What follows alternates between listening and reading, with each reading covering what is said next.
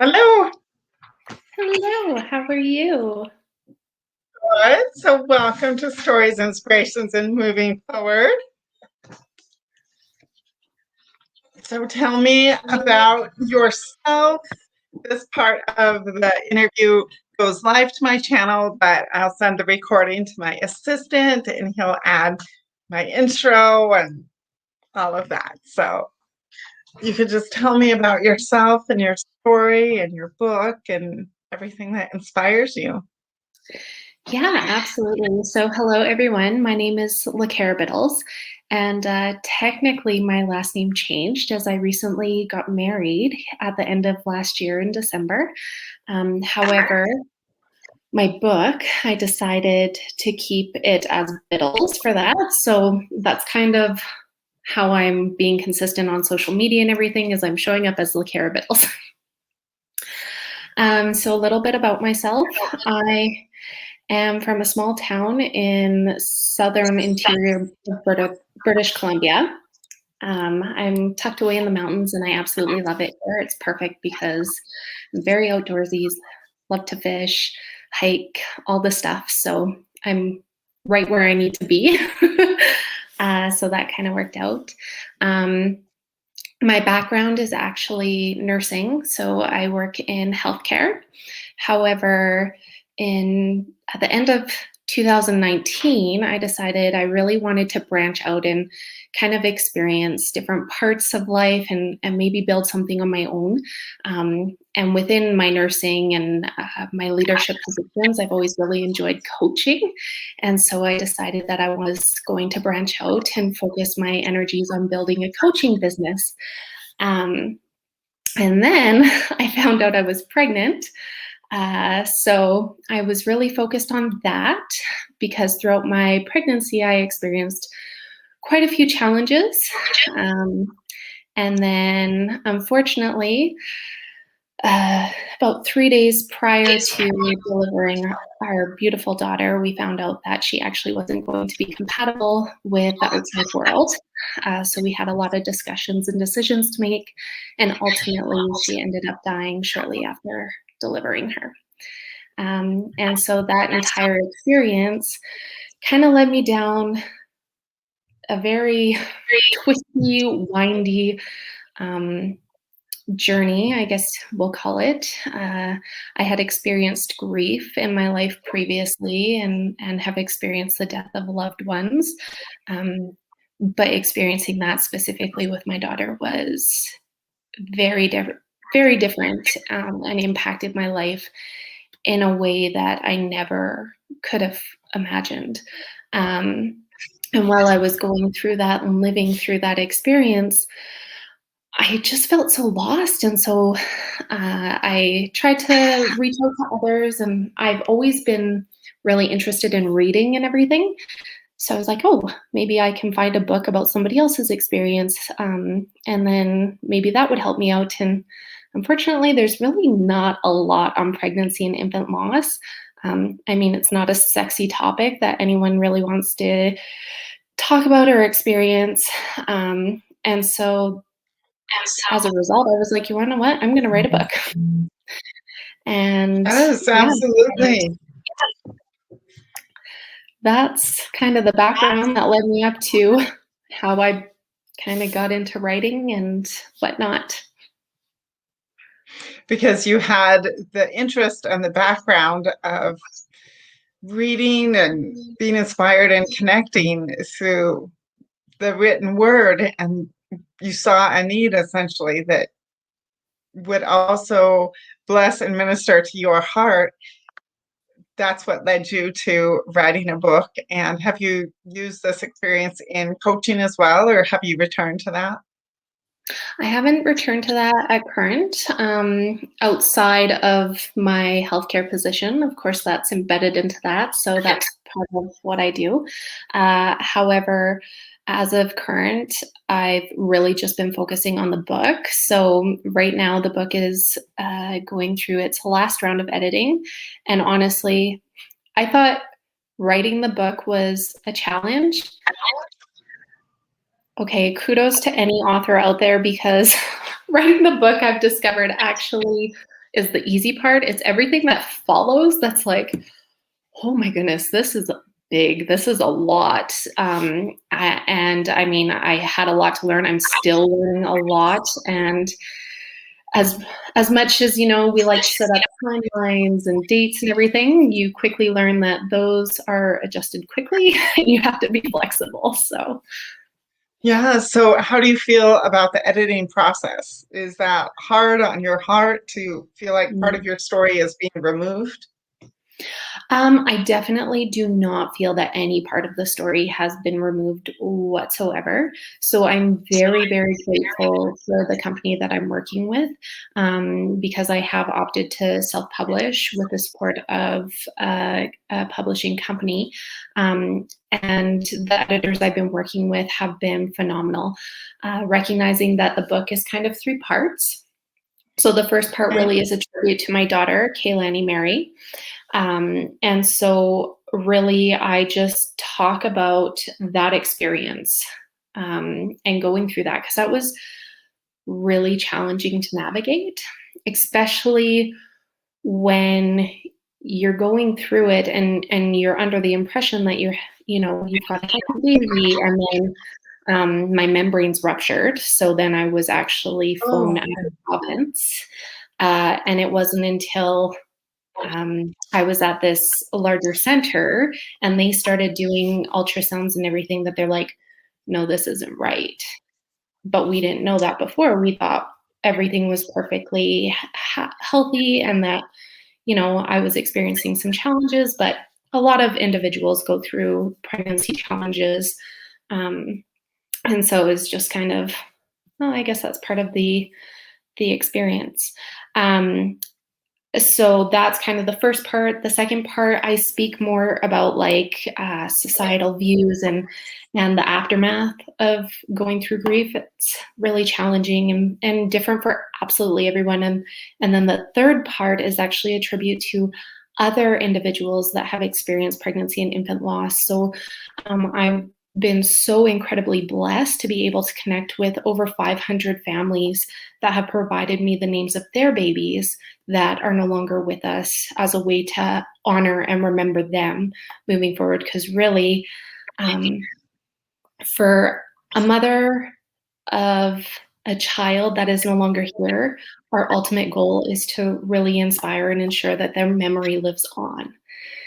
And yes. so I guess with that being said, my editors really didn't feel like there was a need to change a lot of the Okay. book. Of course, I had recommendations for different pieces and parts, but for the most part, they were great at honoring everything that I included. So, I'm so glad to hear that because it would just break my heart for pieces to be taken out because in essence that's saying that part of your story it doesn't matter, and there's nothing more horrible than to be told that you essentially don't matter. So I'm absolutely.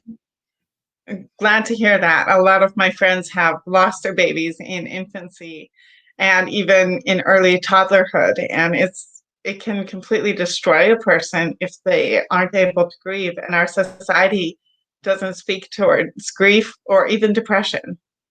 So I'm glad that you have been able to reach and touch those families to an extent. Me too. And I'm just hoping that really at the end of the day, that when this book does become available, that even just one person feels like they are no longer alone. Because even though, like, once I actually started talking about my experience, I came to discover that many individuals in my family and within my friend circles and everything have experienced either a pregnancy loss or an infant loss of some sort, but it's something that you don't talk about because there's like No, this thing where you have to keep quiet and it becomes like this secret that you hold yeah, and it's just not right. no, and it's horrendous to have to keep a secret that can define you. There's a lot of horrible things that become awareness, especially in this time, but infant loss is still covered over. So I'm glad that you have been able to articulate and name what you're going through and reach the families that you give tribute to. So were those people that you heard about through the grapevine, or how were you able to connect with them? Mm. No, so actually, throughout my experience, I really had to be proactive, and that was the other thing. So, where I reside, I'm in a very small town, and pregnancy and infant loss is not something that really occurs because I mean it occurs within the community, but within like at the hospital, because we are a smaller community, anything that is outside of like a healthy pregnancy, those individuals need to be followed up at a larger center. So a lot of the time Okay. people might experience those unwanted results in a Okay. different area. So is um, it spoken to then? Pardon? Is then because they lose the baby or are treated in another community, is it not spoken of in the smaller community? Right. So there's just not like a lot of resources here. For Okay. myself, like I was at a province when I delivered Kaylani. And so at the time I was in hospital, they're like, oh, here's some resources for you. But the thing is because I don't reside there and I'm not a resident of that province, Okay. I don't qualify for any of their services. Oh And so no. coming back home, it was like, hey, well, we don't have these services here. Like this just isn't something that's available.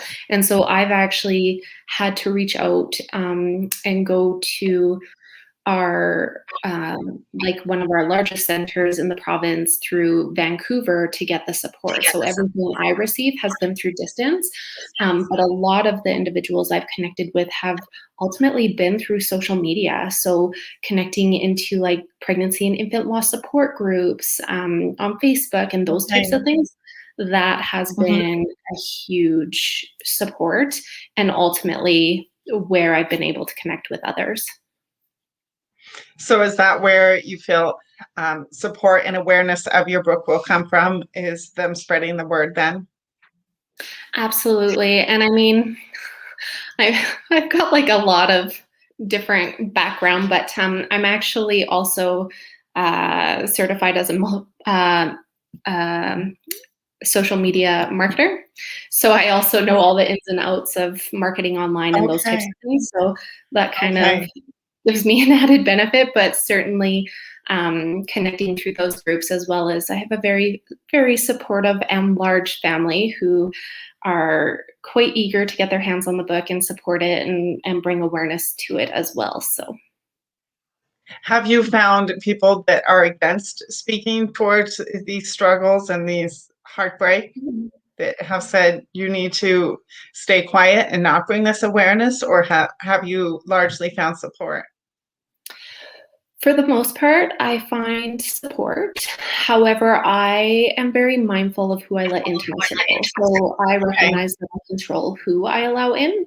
And honestly, like in order to foster my health and healing, I recognize that I can't have individuals like that in my life because no, I won't be quiet, and no, I'm not going to sit back and stay silent. I'm going to share my story, and I'm going to share about my daughter because she was here. She was a beautiful little baby and she existed.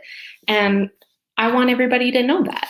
And so I've been very grateful and fortunate that I haven't encountered a lot of people that have said, you shouldn't talk about this or those types of things. However, there are individuals in my life where you can tell that they really don't want to have the conversation. They will avoid the conversation. I've got people in my life that have never brought up the fact that, I was previously pregnant and don't have my baby with me. Like, it's something that a lot of people just don't want to talk about.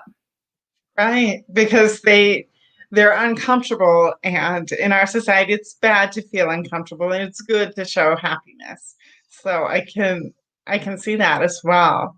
It feels like every important work is hard and challenged to a degree, and that's what my podcast is all about, is sharing those difficult stories and bringing them to light and bringing support to your book and to your story like I said, I have so many friends who have lost their babies, and some of them talk about it, and some of them let it pass. And their hearts remember and name their child.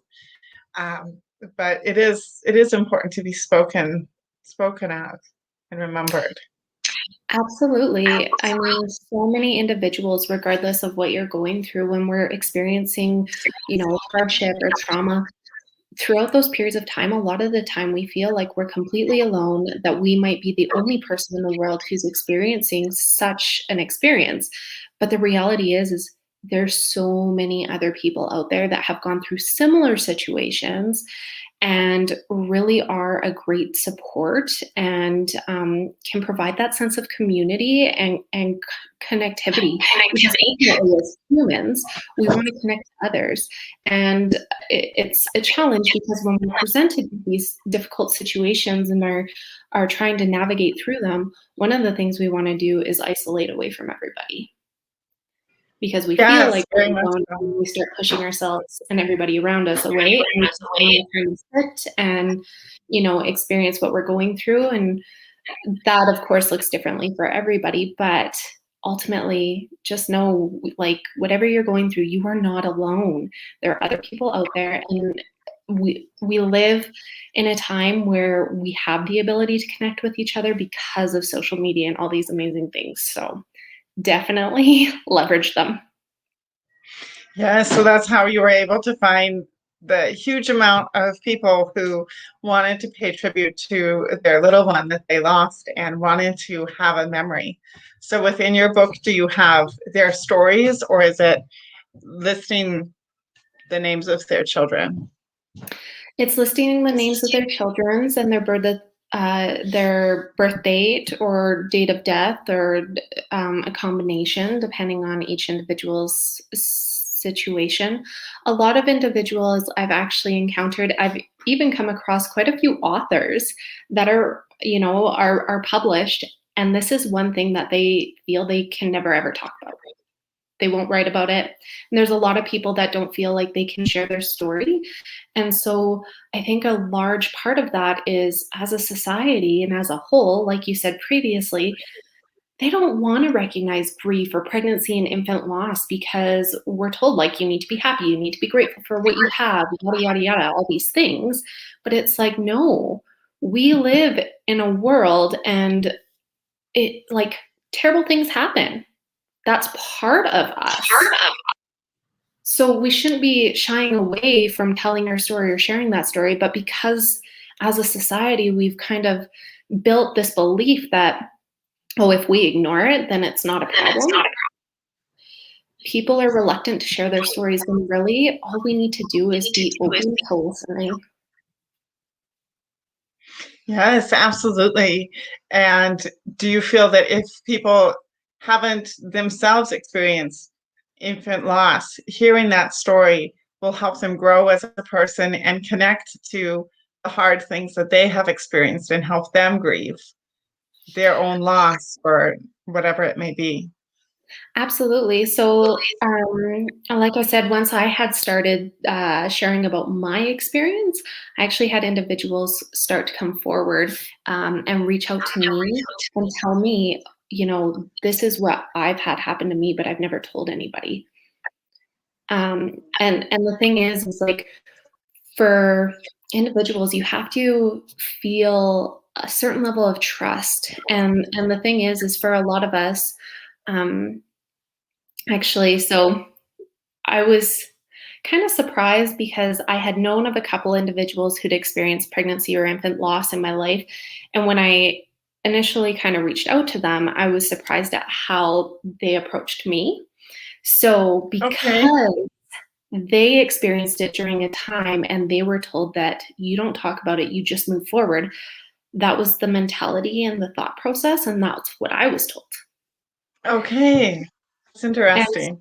so it really depends because the role models in our life, our society, like all those have a significant impact on who we are to the core, and those establish our values and belief systems. And so even though individuals might have experienced, a traumatic event or gone through a significant hardship in their life, they might feel like they can't share it just because the people in their life at that point in time push them to suppress it. And so they've bottled it up, they've shoved it down, they've moved forward with their life. And so So would you advise those people to seek counseling of some nature, or what is the step that you encourage people to take in the book? I think that personally, I feel that it's a challenge because so prior to this, I used to be somebody who suppressed all my emotions. I would not cry in public. I would not tell people about what I was experiencing. And that's because as a little girl, and I can remember I was I was 5 or 6, but I can remember the exact situation. And I was told, big girls don't cry, stop crying and continue on. The And that girls don't cry? big girls don't cry. That's right. Because I was Okay. growing up and like, I was 5 now, so I needed to move away from that. You don't get to cry. You don't get to whine and complain. Yeah, that happened. Get up, brush your knees off, move on. And that became a core belief within me. And that's how I proceeded to tackle everything. And so for individuals that are going through those kind of difficult situations and they've developed certain belief systems, I invite individuals to really evaluate and look at, are they your belief? Because the Right. thing is, we have developed our values and beliefs based on other people. They may not necessarily be our own. However, they might have been passed down from our parents who got that from their grandparents and so forth, right? And Oh, so, yeah, so I invite people to really interesting. evaluate that because do you really believe it? Or did you just pick that up because that's what the rest of your family believes? That's so interesting. I was raised with the idea that women were to stay quiet. And if women had questions or concerns or challenges, they were to bring it to their man, whether that be their husband or their father. And what inspired me to start this program is my brother always said, my oldest brother, you have something to share. You need to figure what that is. And what I have to share is sharing the stories of other women who have gone through hard things and what they've done with that, how they have even not recovered. How are they dealing with that? And often you see those women empowering other women. So that's really what my message is. That's amazing. And that's I mean, it's fantastic that you've been able to take that, evaluate that, and then move forward and say, you want to know what? No, like I do have a voice and I'm going to use it, and this is how I'm going to use it.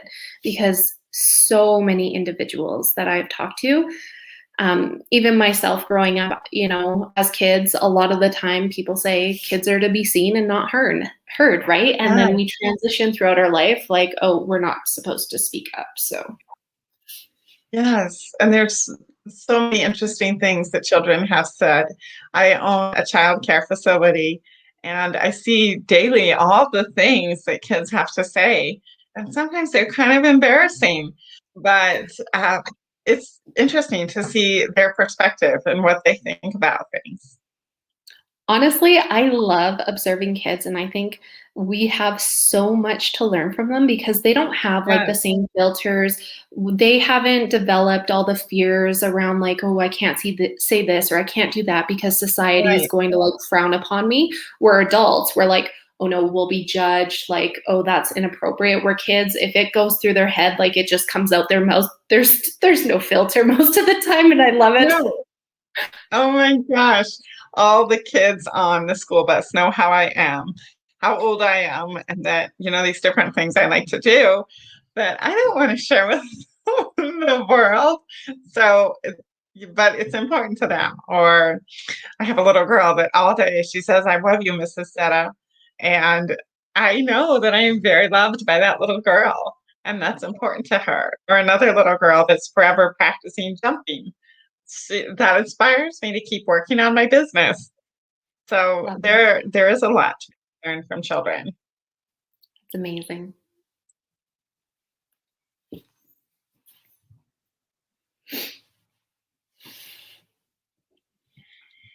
So is there anything else that you would like to share with the viewers of ways that they can connect with you through your book and all of those things? Yeah, sure. So, primarily, you can find me on Facebook. So if you just look up LaCarra Biddles, I have a business page on there. That is where I post about like updates on the book, those types of things. Like I said, it is a long process. So people are always Mhm. like, is it out yet? Is it coming? I'm really, really hoping. I was aiming for April, but there's a lot of work to be done. And so I'm really pushing for May, so next month. Um, but yeah, Facebook, I'm also on Instagram, but that's more of just, um, I guess you could say personal. I talk a little bit more about my experience with grief. Most of my recent posts have just been about how I'm feeling and how I'm kind of navigating through things. So you can find me at LaCarra_Rose. And then, yeah, I've also got I love what you're doing with the podcast and everything because in 2019, I had started a group specifically for women to help support, inspire, and empower one another for us to share our experiences and talk about our hardships as a way to kind of connect with others and also as a way to share how we navigated through those challenging situations.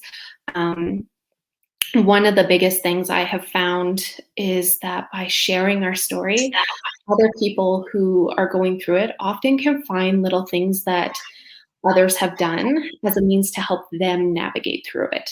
And so, really, it's a means of supporting one another to find new ways to overcome and raise our resilience so that we can move through these experiences.